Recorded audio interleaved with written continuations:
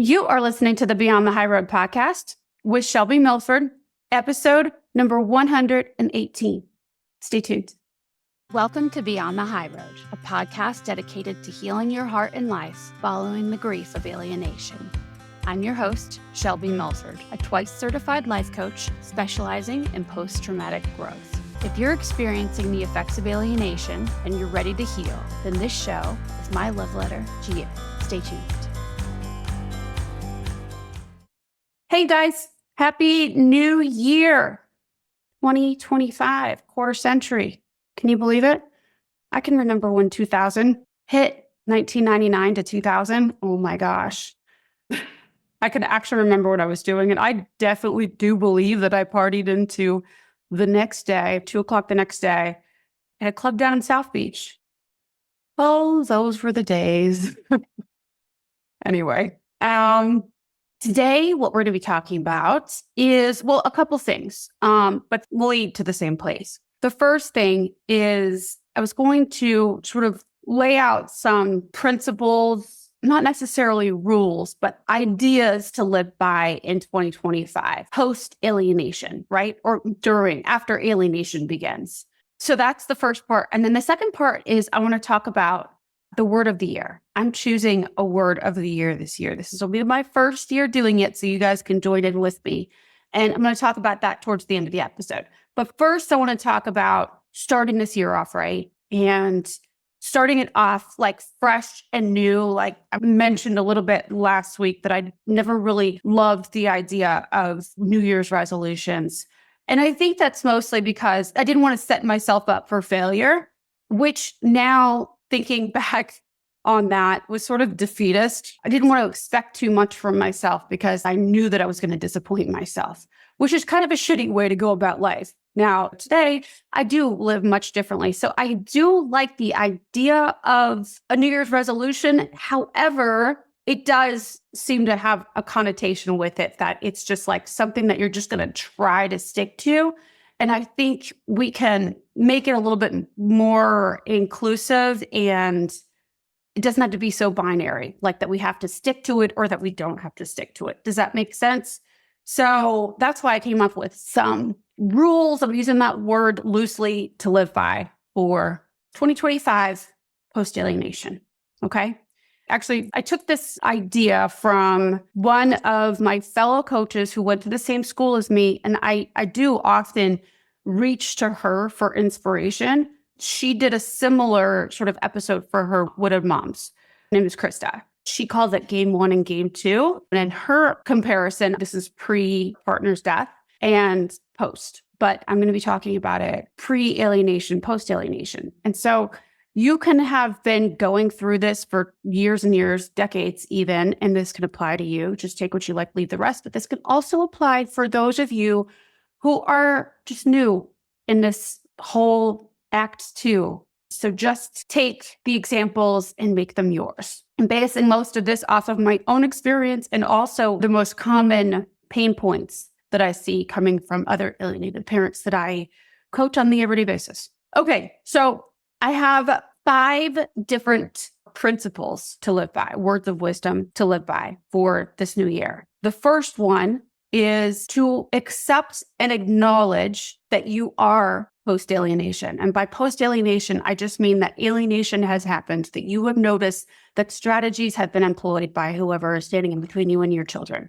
Just know that when I say that to accept or acknowledge does not mean that I'm asking you to lie down for it and acquiesce into this alienation. You could be on your way to court. You could be advocating for your children, taking all the steps necessary in order to remedy the situation, rectify the situation so that alienation is no more in your life. But since it's already happened, you can't actually go back to before it happened. And the only way that you can move forward with the least amount of suffering and feel the most empowered is by acknowledging where you're at. This is one that I see so many parents, and myself included, especially in the first 10 years of it really, have such a problem and trick themselves up so much, is that they want to compare this new situation, even if it's older, but the situation post-alienation to the rules that we lived by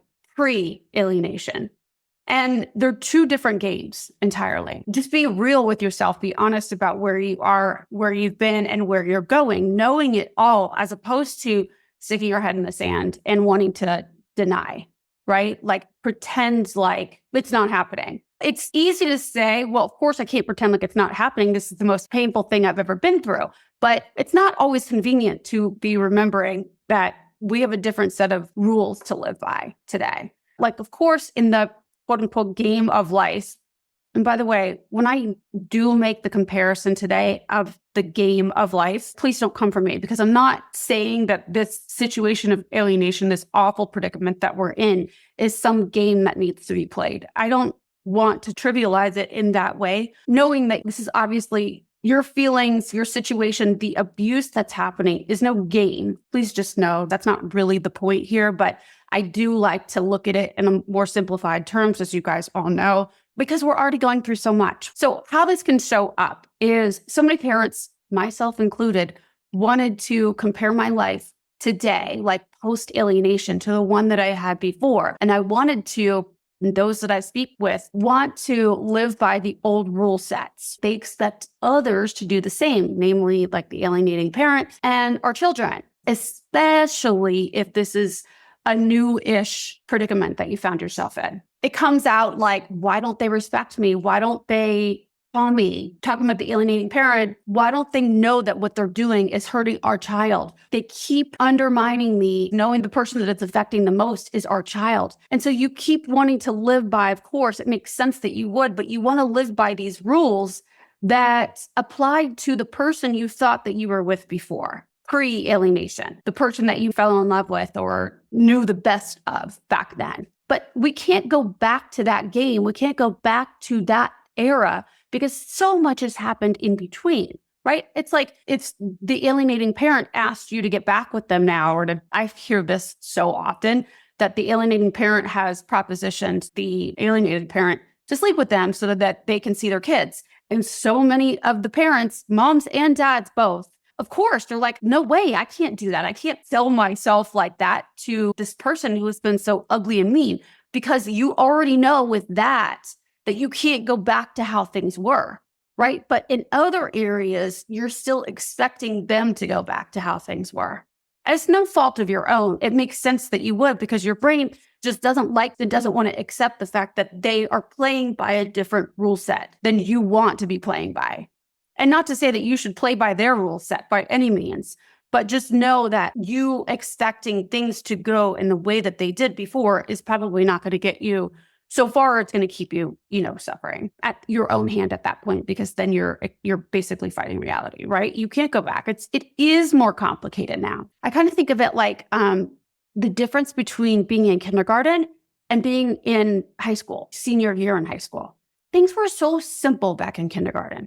They're more black and white. And then come your junior or senior year in high school, whatever problems are presented to you, you've now built up this whole library of skills and tools that you apply to whatever problems or situations that you're in high school years, right? Which still, high school, of course, compared to today, seems like kindergarten back then. But if we were back in high school to be playing the game of life like we were in kindergarten, we'd probably lose every round. Not because the rules that we learned in kindergarten were bad or shouldn't be used anymore. There's just so much more to them, right? There's so many more little stipulations and context for all of it. And then, of course, in today's world, the skills required for you to win, quote unquote, win at life or win at this game requires so much more emotional and mental dexterity.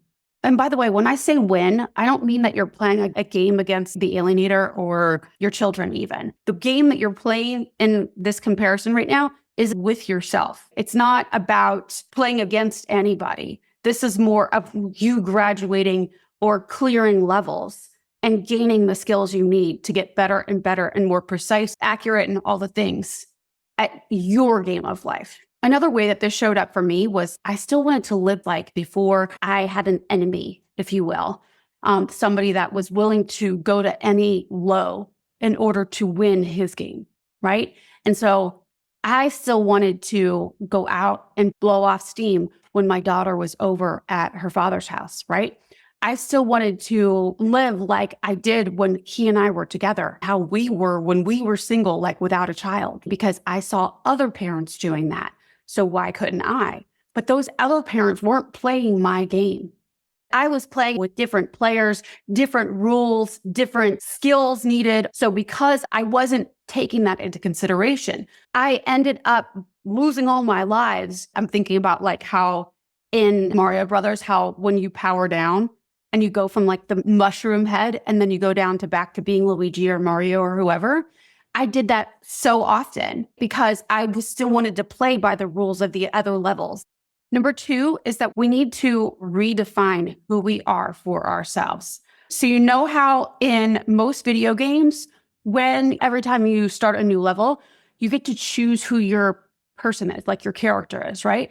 And each character has different unique qualities. Like I know on Legend of Zelda, I'm not a video gamer, you guys, but Legend of Zelda, pretty sure that was the case. And for sure, Mario Brothers, and that's the extent of my video game playing. But you choose your character and each one has different superpowers and they have different weaknesses as well. Like some characters, like I know like Luigi didn't move as fast as Mario and he couldn't jump as far, or maybe he jumped further. Anyway, you know what I'm talking about, right? So the way that I'm thinking about for us, pre-alienation and post-alienation is that if we don't redefine our identity for ourselves, post-alienation, then we don't actually step into our own power and take advantage of all of the new skills and superpowers that we have today. We're playing with like an old deck of cards. We're playing with the old character that we got through last level with, but it's not this level. If you're still playing this new, harder level with the old character superpowers, right, and weaknesses, you're going to have a problem stepping into and actually completing this new level. Does that make sense? So know what you're working with, basically. The biggest mistake that I see all of us make, and I myself included, is that we take what other people, the actions of other people, namely the alienating parent or our children, we take their actions or non-actions to mean something about who we are, right? We make their stories mean something for us. Their comments, their wishes determine what our identity is. I'm thinking about like with erasing and replacing right now. So many of us as alienated parents go through this tragic situation of being called by our first name by our own children. And we then watch the step parent being called dad or mom. Because they do that, we make that mean that we're now demoted in our identity. Nobody else can define who you are, but you've got to own it. You have to decide on purpose who you are and who you're becoming, not what's being taken from you. That's the problem that I see so many other parents struggling with, is we're so focused on what's being taken from us, we forget to stand in our power in who we are and who we will always be. When you start speaking that over yourself, it's going to be a lot easier for you to show up in that role for now and forever. Instead of holding on to the role that you once had, we're so scared to let go of the mom, for me, like the mom that was playing game one, pre-alienation, who wanted to just go on with life, dropping my daughter off at school. And though I would love to be doing that again, right? Well, I mean, she's in high school. That would be a little bit weird, but you know what I'm saying? I would love to be playing that active role. For me to be gripping onto that so tightly is going to keep me Uncle Ricoing it in the past. And so the sooner that you can say, okay, I'm not in game one anymore. I'm not pre-alienation. I'm not that mom anymore. So much has happened. I've developed so many more skills. It's so much more knowledge, so much more experience, right? Through all of this. Now I'm a mom who blank, blank, blank, blank. Define that for yourself before anybody else does. Don't let them do that for you. That's not theirs to define. And we can't control what they think, but if you're living your life by what they're defining you as, which is all of our mistakes, at least it was my huge mistake for so long, is I went through, hiding my head at the store and like avoiding all the high traffic areas around Austin because I was so worried about what they were defining me as opposed to knowing what I define me as and however they think is first off their business, but obviously inaccurate since I am me. Before, when I was living in their identity of me, I was always living in like other people's heads and in my past about what they might be thinking about what did happen. It's a terrible way to go about life. So it's just super important for you to be honest with yourself about where you're at and how you want to define yourself. Where do you want to go from here? Because another thing that happens is we will define ourselves by our mistakes. We will make that our identity and don't even realize that we're doing that. I'm feeling all this shame because I made these mistakes and all of a sudden I'm not a mom who loves her kid. I am now the mom who made all those mistakes, and that's not the case. It's a terrible, miserable existence, right? You're not your mistakes. You're not anything that's happened before. You made some mistakes in the past coming from trauma, right? But today, who are you and who do you want to become as a result of everything that you've brought yourself through? Find your power in it. Define yourself by the you that's come through it all. Don't underestimate all of the efforts that have brought you here thus far. Just have some understanding and compassion for the past you that was doing the best that he or she could. Okay? All right. So that was number 2, your identity, redefining your identity on purpose today. Okay. Number 3 is focus on the solutions rather than the problem. All of these are pretty much no-brainers, but these are the biggest mistakes that I see all of us making out there. So many of us, especially in the beginning, but it becomes a thought habit. And we will focus on the problem outward, sometimes inward too, but focus on the problems more than the solutions, right? We want the human brain, we go to the danger. That's what we're wired to do, hardwired to do. And that's old programming. It is up to you to reprogram yourself to be solution focused and not problem focused. I know, especially if you guys are new to this whole situation of alienation or new to healing your life as a result of it. And I know I would have said myself, it's kind of hard to not focus on the problem when all I see are problems around me. And those problems, if they weren't here, then my life wouldn't be this way. If the alienator would quit alienating and just stop what they're doing, it just seems so simple. Just stop standing in between me and my kid, then everything would be fine. If the courts would just listen, if blah, blah, blah, blah, blah, blah, then everything would be fine. But notice that when you are talking about what they should just do, you're never, ever, ever finding the solution and finding your power. Ever. You will consistently live in the problem reality for yourself and never get yourself out of it. It's a trap. So the more that you can say, okay, what am I making this mean? Why is this a problem for me? And when you come to whatever that answer is, how do you solve for that? It should be almost instantaneously. So instead of like droning on about the problem and trying to replay possible solutions for something that you can't solve for because it already happened, instead, what does this mean for me today and moving forward? And how can I solve for that?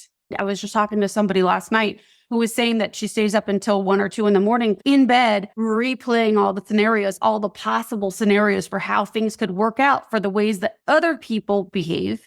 It's an addiction. She's now in this thought habit loop where she's trying to solve all the what ifs for how other people behave instead of asking herself, what does this mean for me and how can I solve for that? Not how can I get myself out of pain, but what am I making this mean about me?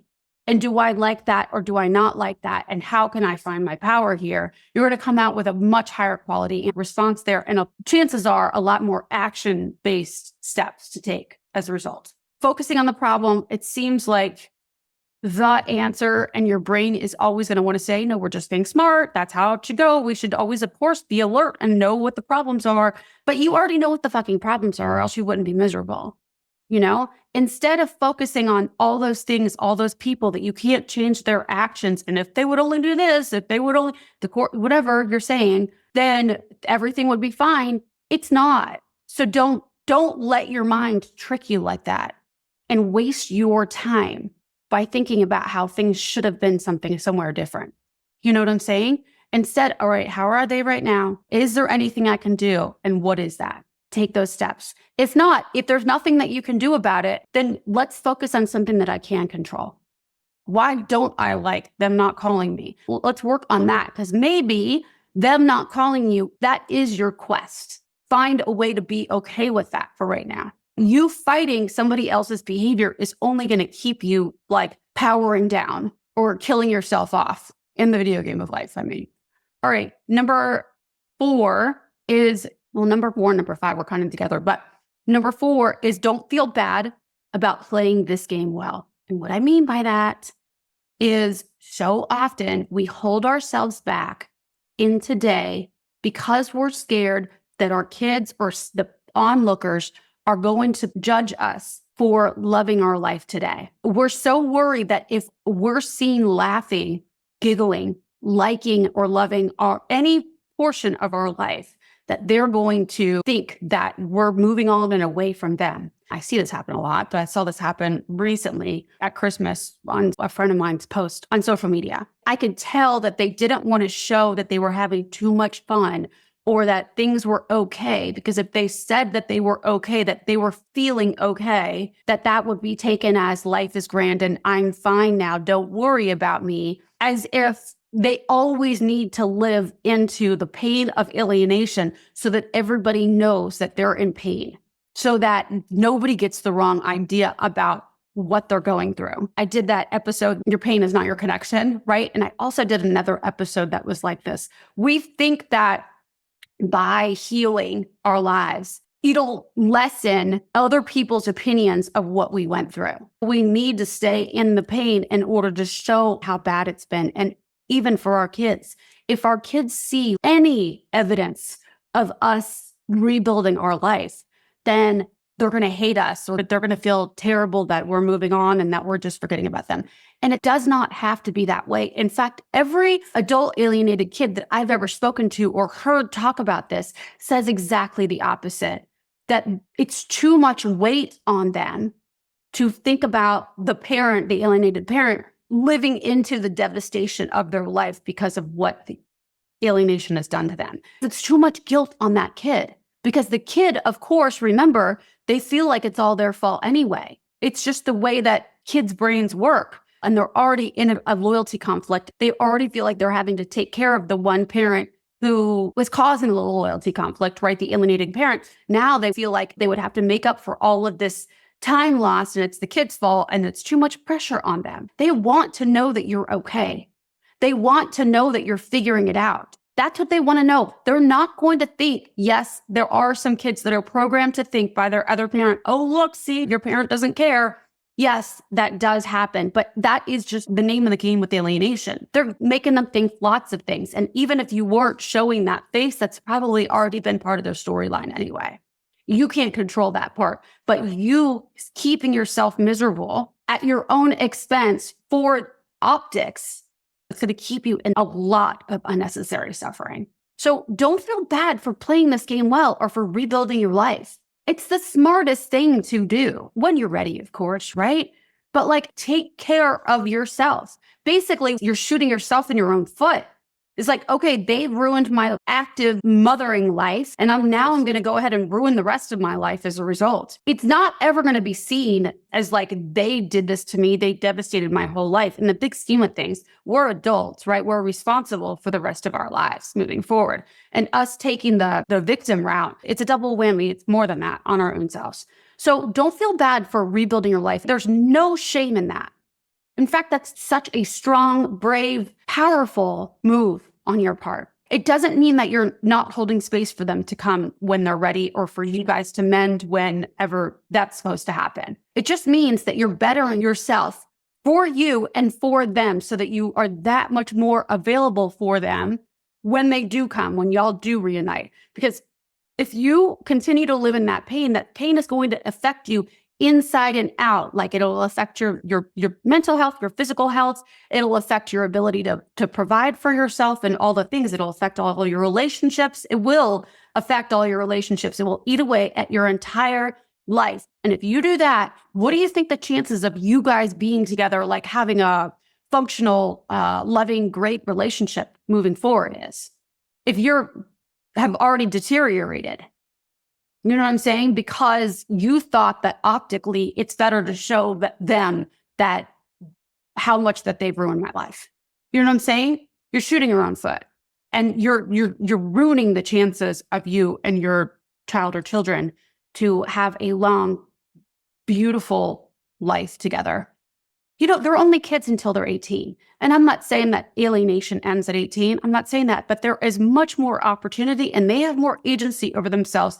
Though they may still be under the spell, there's so much more opportunities. You just never know what's going to happen. But if you're already, but you have to give yourself a good starting point now. You have to give yourself all the advantage that you possibly can, because we are already working from this quote unquote disadvantage. Okay.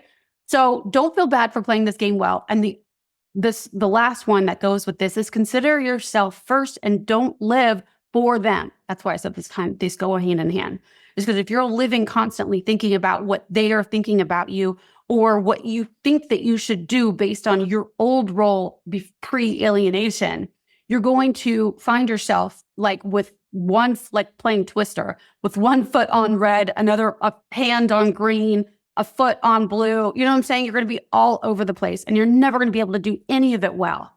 You've got to consider yourself first, your health, your mental health, your physical health, your emotional health first, before handing everything out to everybody else. The problem with alienated parents it's common, I think, almost throughout, is that we people please. There's an element of codependence there, right? We seek the approval from outside, even though we don't always say it that way.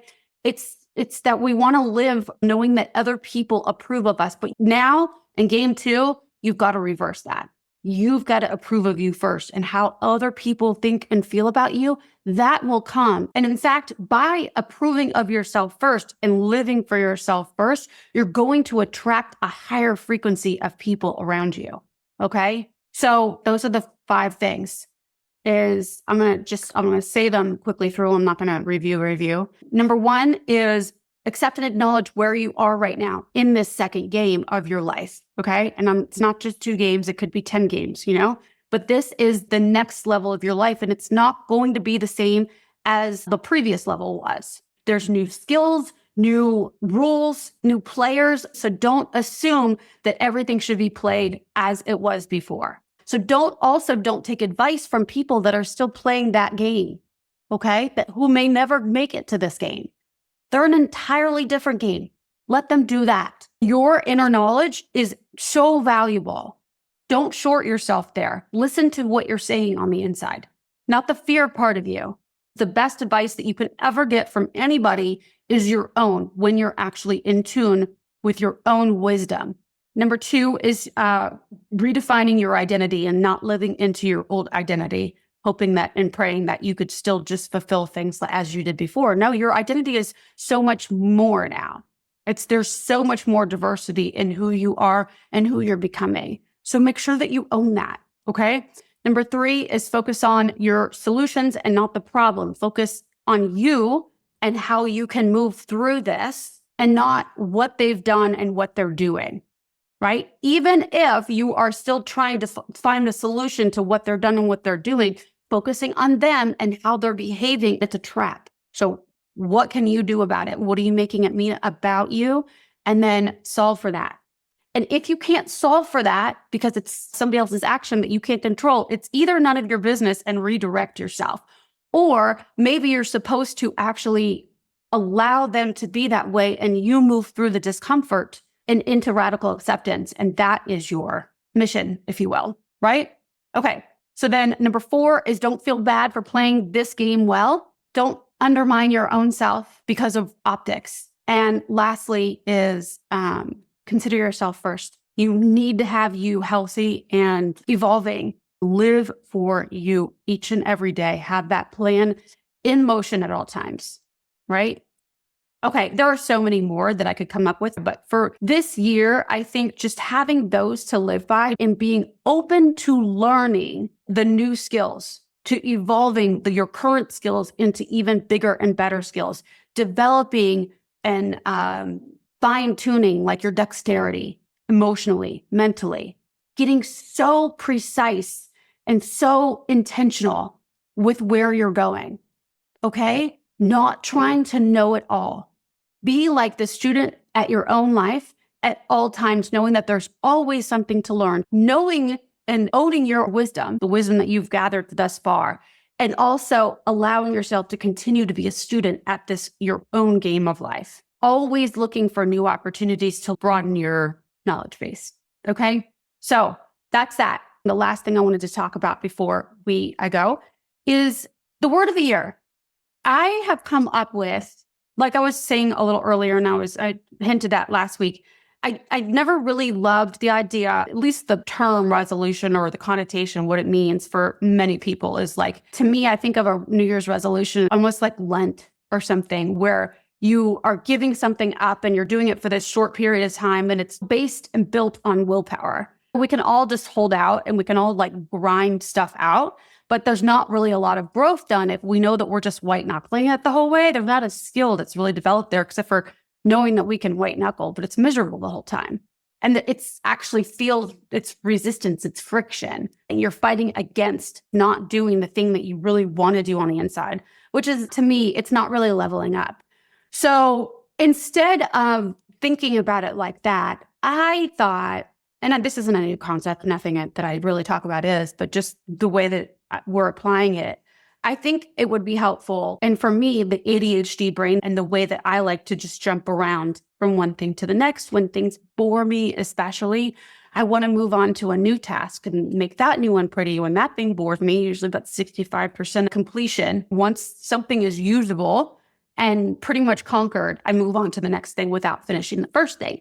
So I thought for me this year, I want to focus on one area, right? Which I've talked about before in the past, and I do it with small tasks. Like I will constrain and only do like one big goal at a time. Now I'm talking about for the full year, I'll have lots of areas of focus because that's just reality. But I want to, with every task I do, I want to infuse one theme to everything that I do. I want to like inject a tool or a mindset into all the things that I do. And I went through a few words in my mind. I've been thinking about this now for maybe 3 weeks. And like my biggest challenges are my time. People call it time blindness. Managing my own self around the 24 hours of the day that we all have. I have a difficulty with that. And so efficiency or timeliness or something like that could be my word. And maybe these will be helpful for you guys to come up with your words if you want to do it with me. That's my proposal anyway. So one could be timeliness, but I've moved on from that. And I do love that idea. Another thing would be to complete, just because I was talking about like doing things to 65%-ish, and then I just drop it and move to the next thing. And so completion could be another one. But what I have landed on for me, the one that keeps coming back to me, the word sturdiness. And it feels good for me. It feels sturdy, but it also encompasses all of the timeliness and the completion in it. In fact, I pulled up a definition of it the other day. So the sturdy definition in Merriam-Webster dictionary implies strength derived from vigorous growth, determination of spirit, solidity of construction. And that's where I really like a physically strong and solid or thick, hardy, able to withstand hardship, strain, or exposure. The one that I really, the words that are really resonating with me and the ones that did the other day was the solidity of construction. There's so much within a structure, right? Any old building can be built, but it's the bones of it that matter. It's what's holding it up and how that is executed carefully, methodically, not hastily, not hurried, rushed. From the beginning into the end of every project I do, I want to put thought and intention and do it to its fullest, which as I'm saying it, it scares the shit out of me actually, which is, I know is exactly the right aim, because you want whatever challenge that you're putting yourself up for to scare you, because that means that you're going to grow. So this is one that I know that I won't back down from this through. I'm going to have to remind myself, and I hope that you guys will remind me too, if you see fit, that through this entire year, sturdy is my word. I want to continue building, but build 2025 on my sturdiness. Each project, each conversation, meal, episode, coaching session, all of the little things that add up to the big things. I want it all to be based on a sturdy mindset. And so, yeah, that's my word for 2025. Sturdiness. I would love for you guys to join me on picking a word and making it your theme. And you can copy me too. But would love to know what your word is. So if you listen or watch on Spotify, then you can make a comment, just write a comment and let me know what your word is for the year, or you can send me an email, or you can put it on social media somewhere. Just state it out there, put it out there to the world, what your word for 2025 is. I want to know, even if it's on your own social media, just tag me maybe. I would love to know what your word is and what your intention is for this new year, this new game 2 of the beautiful life that you're building yourself, post-alienation, mid-alienation, however you want to see that. So that is all I have. And Happy New Year to all y'all. Okay? Have a lovely week, and I'll see you next week. Take care. Thanks so much for listening today. If you like what you're hearing and you'd like to hear more, please make sure to click subscribe wherever you're listening or watching. Also, for bite-sized clips and tips, be sure to find me on TikTok or Instagram. See you next week.